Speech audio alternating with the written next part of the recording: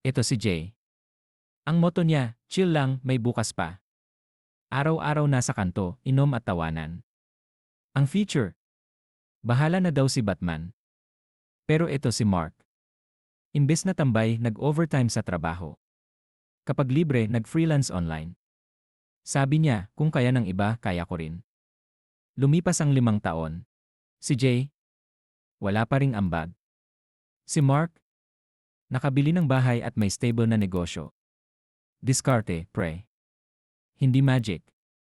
Kung gusto mong umasenso, wag mong hintayin. Gumawa ka ng paraan. Dahil kung puro bahala na, baka ikaw ang madiskaril.